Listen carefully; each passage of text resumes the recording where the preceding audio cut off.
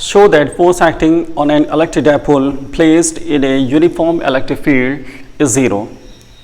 आपको शो क्या करना है, इलेक्ट्रिक डायपोल को जब यूनिफॉर्म फील्ड में रखते हैं, क्या मतलब है, यूनिफॉर्म फील्ड आप इस तरह से बना लीजिए, और इस यूनिफॉर्म इलेक्ट्रिक फील्ड में जब हम डायपोल को रखते हैं तो फिर क्या होता है, क्वेश्चन क्या कहा, show that force acting on an electric dipole placed in a uniform electric field is zero. आपको शो करना है कि यूनिफॉर्म फील्ड में जब इलेक्ट्रिक डायपोल को रखते हैं तो इस पर जो फोर्स लगता है वो ज़ीरो होता है। तो देखिए ये इलेक्ट्रिक फील्ड का डायरेक्शन अगर ऐसे है, इसका मतलब ये साइड क्या है, पॉजिटिव या नेगेटिव है। इलेक्ट्रिक फील्ड लाइंस का डायरेक्शन होता है it is from positive to negative. तो ये इसका जो चार्ज होगा यहाँ पे, ये पॉजिटिव चार्ज इलेक्ट्रिक डायपोल कैसे फॉर्म होता है, it is pair of two equal and opposite charges separated by some distance. इनके बीच में जो डिस्टेंस है इसको डायपोल लेंथ भी कहते हैं।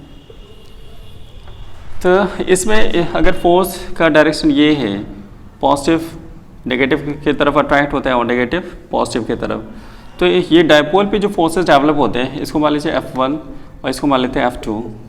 तो ये जो फोर्स डेवलप होते हैं वो इक्वल एंड अपोजिट होते हैं। अगर F1 की बात करें, F1 is equal to QE, F2 is equal to minus QE, दोनों के डायरेक्शन अपोजिट हैं।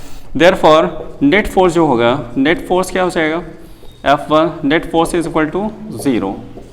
क्यों ज़ीरो हो गया, क्योंकि ये जो फोर्सेस हैं वो इक्वल एंड अपोजिट हैं, इनके डायरेक्शन अपोजिट हैं, मैग्नीट्यूड सेम है, तो इस वजह से नेट फोर्स क्या हो जाएगा, ज़ीरो हो जाएगा। तो फर्स्ट पार्ट इसका आंसर इतना हो गया।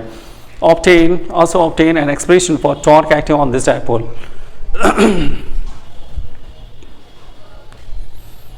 तो इस पार्ट का आंसर फाइंड करते हैं। Obtain expression for torque acting on this dipole. Torque का फार्मूला क्या होता है, टॉर्क इज इक्वल टू होते हैं magnitude of either force into perpendicular distance. तो मैग्नीट्यूड ऑफ आइदर फोर्स, यहाँ पे फोर्स F1 और F2 ये फोर्सेस हैं और इनके मैग्नीट्यूड कितने होते हैं, QE। सिर्फ मैग्नीट्यूड की बात करें तो QE है, इसका भी डायरेक्शन अपोजिट है, इस वजह से एक पॉजिटिव एक नेगेटिव लिखते हैं, ठीक है। तो मैग्नीट्यूड ऑफ आइदर फोर्स तो हमें मालूम हो गया, टॉर्क को टाउ से डिनोट करते हैं, टाउ लिख दीजिए। आइदर फोर्स ये हो जाएगा electric force QE, and perpendicular distance किसके बीच में, ये चार्ज और इस चार्ज, इन दोनों के बीच में परपेंडिकुलर डिस्टेंस फाइंड करना है। ये एंगल कितना बना रहा है, इससे एंगल ये थीटा बन रहा है, तो ये भी थीटा हम ले लेंगे। तो ये हो जाएगा ऐसे, इसको आप ऐसे ज्वाइन कर लीजिए। सपोज़ करिए ये A है, ये B है और ये इलेक्ट्रिक डायपोल है और इसका डायपोल लेंथ क्या है, 12 है। ये एंगल अगर थीटा फॉर्म कर रहा है तो ये BC कितना होगा, ये परपेंडिकुलर डिस्टेंस है। तो देखिए इस ट्रायंगल पे हम कौन सा फार्मूला यूज़ करेंगे, हमें ये BC चाहिए और हैप्न्यूज़ गिवन है तो हम साइन यूज़ करेंगे। Sine theta is equal to क्या हो जाएगा, perpendicular upon hypotenuse. So perpendicular is BC and hypotenuse is 2L। तो BC का वैल्यू कितना हो जाएगा, BC इसको क्रॉस मल्टीप्लाई करिए, ये हो गया 12 साइन थीटा।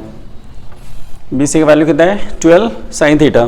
तो यहाँ पे हम लिख लेते हैं 2L साइन थीटा। तो ये टॉर्क क्या हो जाएगा, ये इसको एक साथ लिखते हैं Q इंटू 2L। यहाँ बचा क्या, यहाँ पे E बचा और यहाँ पे साइन थीटा हो गया। तो टॉर्क का फार्मूला क्या हो गया, Q इंटू 12, ये क्या हो जाएगा, इलेक्ट्रिक डायपोल मोमेंट, ये E और ये हो गया साइन थीटा। वेक्टर फॉर्म में लिखें तो vector tau is equal to क्या होगा, vector P cross vector E। तो ये फार्मूला हो गया किसका, torque of electric dipole placed in uniform electric field. और आपको ये भी मालूम होना चाहिए टॉर्क है क्या, इसको अगर शॉर्ट में कहें तो इसको कहते हैं टर्निंग फोर्स या ट्विस्टिंग फोर्स कहते हैं। ओके, तो इसमें फाइंड करना था torque of electric dipole in uniform field, तो हमने इसको फाइंड कर लिया। ये एक्सप्रेशन हो गया vector tau is equal to vector P cross vector E।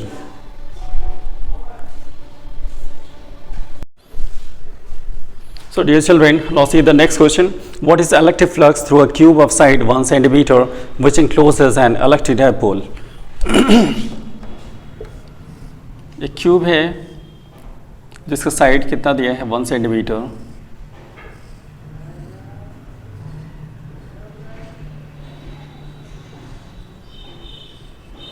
ये साइड 1 सेंटीमीटर है और इसमें इलेक्ट्रिक डायपोल को इंक्लोज करते हैं।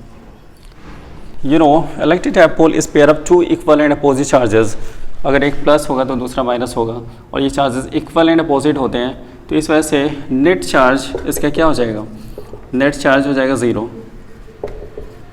प्लस क्यू माइनस क्यू 0 हो जाएगा। तो यहाँ हमें फाइंड क्या करना था, फ्लक्स, और आप जानते हैं इलेक्ट्रिक फ्लक्स का फार्मूला होता है φ=q/ε0। यहाँ चार्ज का वैल्यू 0 हो रहा है, तो इस वजह से ये 0/ε0 करेंगे तो फ्लक्स का वैल्यू क्या हो जाएगा, 0।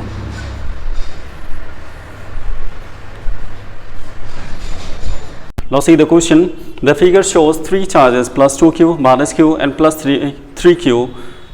2 charges plus 2q and minus q are enclosed within a surface S. So this is the surface S, और इसके अंदर में 2 चार्जेस हैं plus 2q and minus q, और एक चार्ज यहाँ पे आप देख रहे हैं प्लस 3q, ये आउटसाइड द सरफेस S है। So what is the electric flux due to this configuration through the surface S? तो इसका इलेक्ट्रिक फ्लक्स कितना हो जाएगा, तो फ्लक्स जब भी आप फाइंड करिएगा, जो क्लोज सरफेस होगा उसके अंदर जो चार्जेस होंगे हमें उन्हीं से फ्लक्स फाइंड करने होंगे, आउटसाइड वाले को आपको इंक्लूड नहीं करना है। तो यहाँ पे 2 चार्ज है plus 2q and minus q upon epsilon. Flux का फार्मूला क्या है, flux is equal to charge upon epsilon. तो यहाँ पे प्लस 2q माइनस q कितना हो जाएगा, दोनों को सबट्रैक्ट कर लीजिए, प्लस q आ जाएगा, इस वजह से हमने दोनों को यहाँ पे लिख दिया है, सबट्रैक्ट कर लीजिए, प्लस 2q माइनस q ये हो जाएगा q अपॉन एप्सिलॉन। तो ये फ्लक्स का वैल्यू आ जाएगा।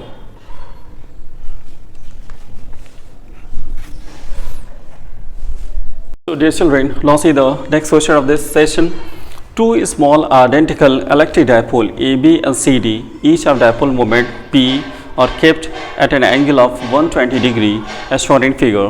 What is the resultant dipole moment of this combination?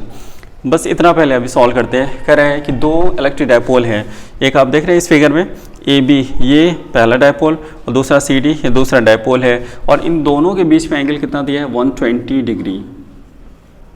दोनों के बीच में एंगल कितना है, 120 डिग्री। तो अब देखिए इलेक्ट्रिक डायपोल मोमेंट ये माइनस क्यू प्लस क्यू, ये CD वाला है।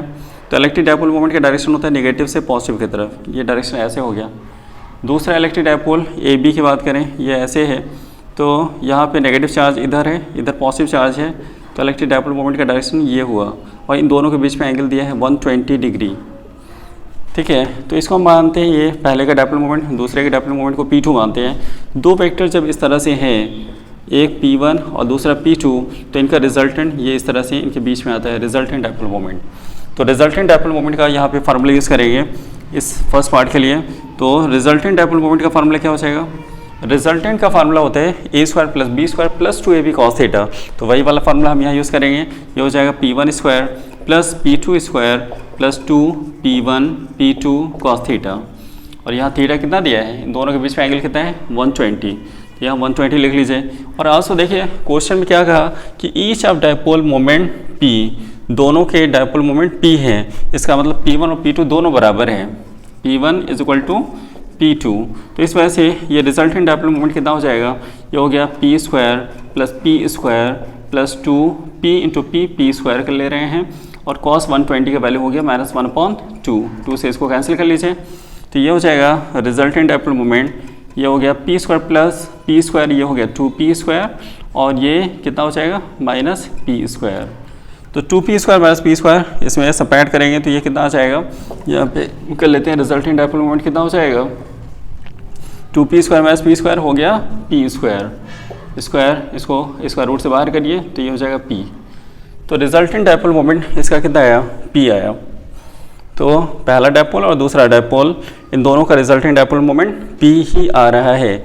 और कहाँ पे आया, ये आप फिगर देख रहे हैं, ये इलेक्ट्रिक डायपोल और ये दूसरा इलेक्ट्रिक डायपोल, तो इन दोनों के बीच में ये इसका रिजल्टेंट डायपोल मोमेंट आया, इसका वैल्यू p ही आया है। तो और कितना एंगल पे आया है, ये देखिए, ये टोटल कितना होता है 120 डिग्री, तो इसका हाफ कर लेंगे तो ये हो जाएगा 60 डिग्री, 60 इधर 60 इधर। तो इसमें आप देखिए ये दोनों के बीच में कितना है 120, तो ये रिजल्टेंट का हाफ हाफ हो गया, इधर 60 इधर 60, तो यहाँ से यहाँ तक ये 60 है। और आप देख रहे हैं ये और एक्स एक्सिस इनके बीच में कितना एंगल है 90, तो अगर यहाँ से यहाँ तक ये 60 है तो ये कितना बचेगा, ये हो जाएगा 30 डिग्री। इसकी हमें ज़रूरत क्यों पड़ेगी, अगर इसमें नेक्स्ट पार्ट में टॉर्क फाइंड करना होगा तो हमें ज़रूरत पड़ जाएगी। देखिए नेक्स्ट पार्ट में फाइंड क्या करना है, if this system is subject to electric field E directed along +x direction, what will be the magnitude of torque acting on this. देखिए क्वेश्चन क्या कर रहा है कि इलेक्ट्रिक फील्ड का जो डायरेक्शन है वो एक्स एक्सिस के अलोंग है, मतलब इस एक्सिस पे इलेक्ट्रिक फील्ड और इलेक्ट्रिक डायपोल मोमेंट ये है। तो टॉर्क हमें फाइंड करना है, तो टॉर्क का फार्मूला होता है tau is equal to P sine theta. तो ये इलेक्ट्रिक डायपोल और इलेक्ट्रिक डायपोल मोमेंट का जो वैल्यू आ रहा है और ये इलेक्ट्रिक डायपोल मोमेंट और इलेक्ट्रिक फील्ड इंटेंसिटी, इन दोनों के बीच में एंगल जो है वही हमें यहाँ लिखना होगा। तो यहाँ एंगल कितना आ रहा है 30। क्यों आया? क्योंकि दोनों के बीच में 120 था, रिजल्टेंट डायपोल मोमेंट फाइंड किए तो ये बीच में आया और इसका एंगल होगा 60 डिग्री। तो ये और ये इन दोनों के बीच में कितना होता है 90। यहाँ से यहाँ तक अगर 60 हो गया तो ये बचा कितना 30, तो इस वजह से यहाँ पे 30 लिख देंगे। टॉर्क का वैल्यू हो गया पी ई और साइन 30 यहाँ लिख दीजिए। So tau is equal to कितना हो गया पी ई एंड साइन 30 का वैल्यू हो गया 1/2। तो टॉर्क हो गया आपका P E upon 2। This is your answer of second part.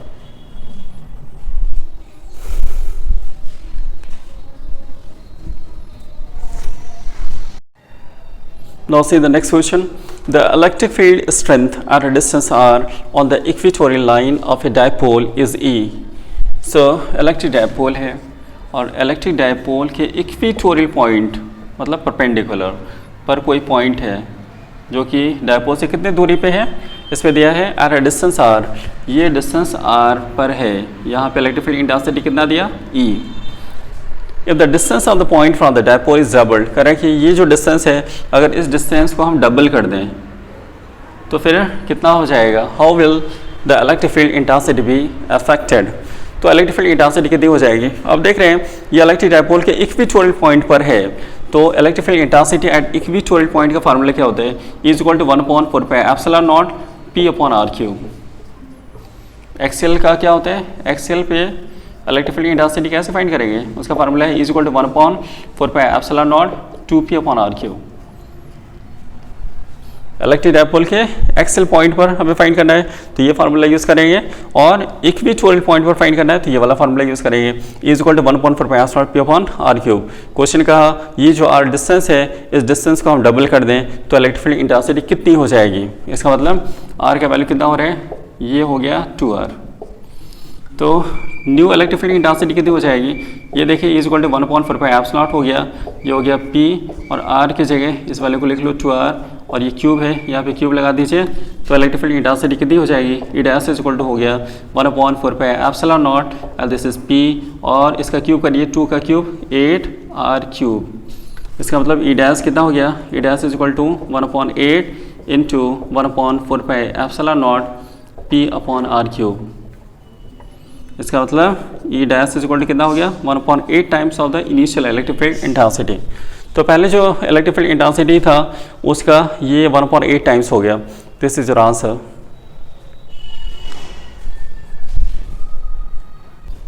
So dear children, now see this question.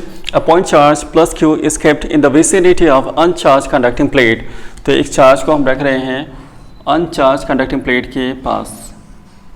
Suppose करिए ये हमने चार्ज रखा प्लस क्यू, तो इसके रेंज में है, इसके फील्ड के रेंज में ये हमने अनचार्ज कंडक्टिंग प्लेट को रख दिया, ठीक है। तो इसमें चार्जेस जो हैं इस प्लेट के अंदर जो अपोजिट चार्जेस होंगे वो इधर अट्रैक्ट हो जाएंगे, इसका मतलब इधर नेगेटिव चार्जेस डेवलप हो जाएंगे। तो इस वजह से इलेक्ट्रिक फील्ड का डायरेक्शन यहाँ पूछ रहे हैं, है ना। इसके the electric field lines between charge and the plate. तो चार्ज और प्लेट के बीच में इलेक्ट्रिक फील्ड लाइंस का डायरेक्शन कैसा होगा। You know electric field line का डायरेक्शन कैसा होता है, it is always from positive to negative charge. So positive charge यहाँ है, नेगेटिव चार्ज इधर है, तो इलेक्ट्रिक फील्ड लाइंस आप इस तरह से बना दीजिए, बस आपको डायरेक्शन ही शो करने हैं, तो ये हो जाएगा direction. Now children, this question, name a physical quantity whose unit is voltmeter। ये सारे क्वेश्चन ही प्रीवियस ईयर के क्वेश्चन हैं, ये बोर्ड में आ चुके हैं जिनको हम करा रहे हैं। तो पहला पार्ट आप देखिए, क्वेश्चन क्या पूछा, name a physical quantity whose unit is voltmeter. तो आपको क्वांटिटी बताना है जिसका यूनिट वोल्टमीटर है। वोल्टमीटर किसका यूनिट है ये हमें बता रहे हैं। तो देखिए फ्लक्स का अगर हम फार्मूला देखें, फ्लक्स का formula phi equal to S, flux का formula vector E dot vector S होता है। Electric field intensity and S क्या है, सरफेस एरिया।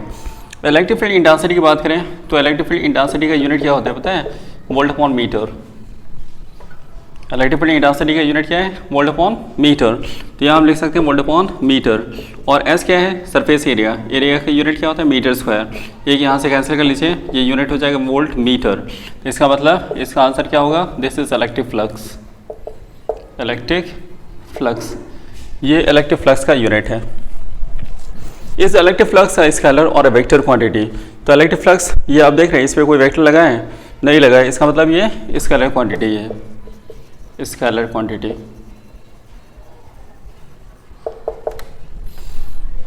थर्ड पार्ट में देखिए, state Gauss theorem in electrostatics. Gauss ने क्या थ्योरम दिया है इलेक्ट्रोस्टैटिक्स में? तो गॉस ने क्या कहा था, किसी भी क्लोज सरफेस का जो टोटल फ्लक्स होगा वो 1/ε0 टाइम्स ऑफ द चार्ज होता है। ठीक है, तो गॉस ने क्या कहा, total flux of the closed surface is 1/ε0 times of the charge Q। तो यही है Gauss theorem. The total flux of the closed surface is 1/ε0 times of the charge। Dear children, this is another very important question of previous year. I'll see two infinitely large plain thin parallel sheets having surface charge density sigma 1 and sigma 2, where sigma 1 is more than sigma 2 are shown in figure. Figure is not shown here, so I should make this.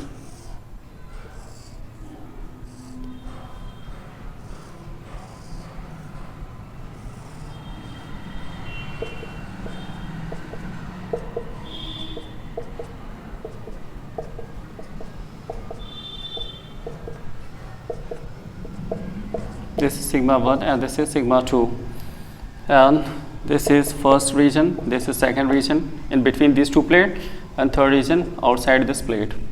तो हमें find क्या करना है, electric field intensity, ये दोनों parallel plate के बीच में हमें इस रीजन में फाइंड करना है इलेक्ट्रिक फील्ड इंटेंसिटी कितना होगा और उसका डायरेक्शन क्या होगा।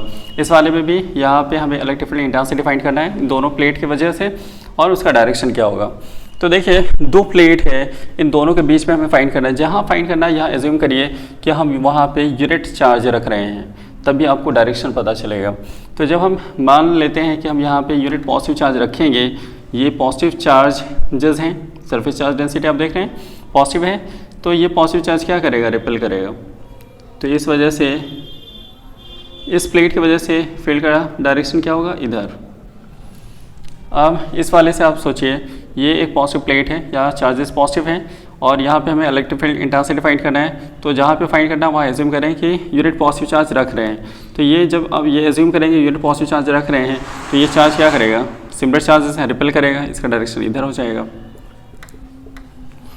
तो electric field intensity of a large thin parallel sheet का क्या है, इलेक्ट्रिक फील्ड इंटेंसिटी का फार्मूला क्या है, ये E1 इक्वल टू हो जाएगा सिग्मा अपॉन 2ε0, और इसका देखिए सिग्मा क्या दिया, सिग्मा 1।